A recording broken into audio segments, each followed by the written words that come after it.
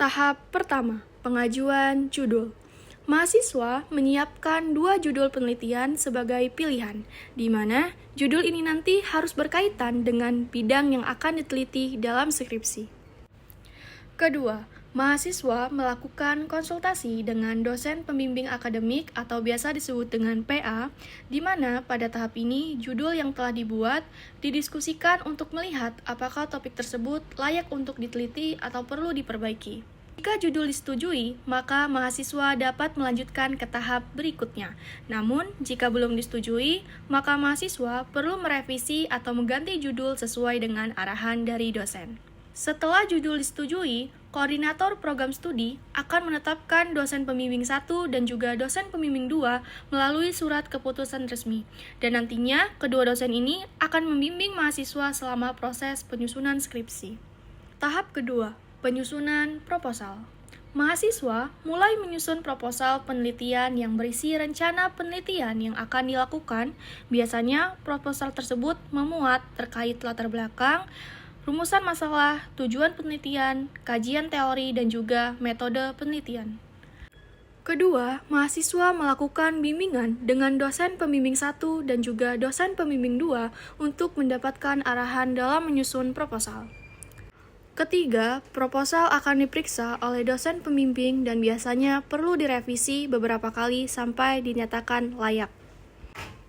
Jika proposal sudah mendapatkan persetujuan atau ACC dari dosen pembimbing, mahasiswa dapat mendaftar untuk mengikuti seminar proposal. Tahap ketiga, seminar proposal.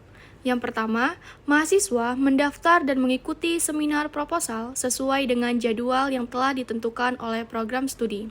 Kedua, pada seminar proposal, mahasiswa mempresentasikan rencana penelitiannya di hadapan tim penguji, dosen pembimbing, dan mahasiswa lain yang hadir. Ketiga, setelah seminar selesai, mahasiswa akan mendapatkan masukan dan juga saran dari tim penguji maupun dosen pembimbing.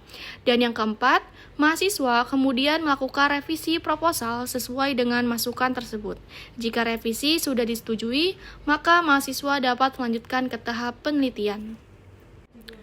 Tahap keempat, izin dan pelaksanaan penelitian. Yang pertama, mahasiswa mengurus surat izin penelitian ke instansi atau tempat yang akan dijadikan lokasi penelitian, misalnya sekolah, lembaga, atau instansi tertentu.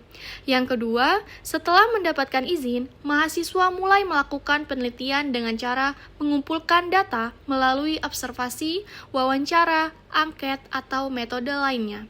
Dan yang ketiga, data yang telah diperoleh kemudian dianalisis untuk mendapatkan hasil penelitian.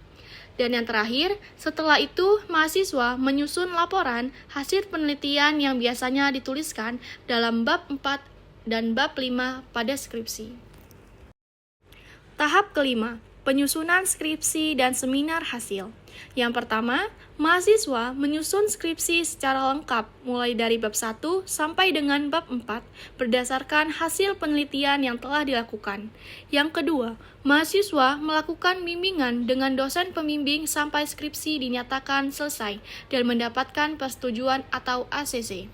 Yang ketiga, mahasiswa juga perlu membuat dan mengunggah jurnal ilmiah yang berasal dari hasil penelitian skripsi. Dan yang terakhir, setelah semua proses tersebut selesai, mahasiswa mengikuti seminar hasil untuk mempresentasikan hasil penelitiannya. Jika dinyatakan lulus, maka mahasiswa dapat melanjutkan ke tahap ujian akhir.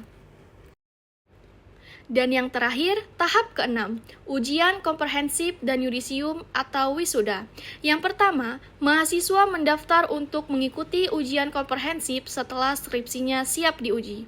Yang kedua, ujian komprehensif dilaksanakan di depan tim penguji dan dosen pembimbing untuk menguji pemahaman mahasiswa terhadap skripsi dan materi yang berkaitan.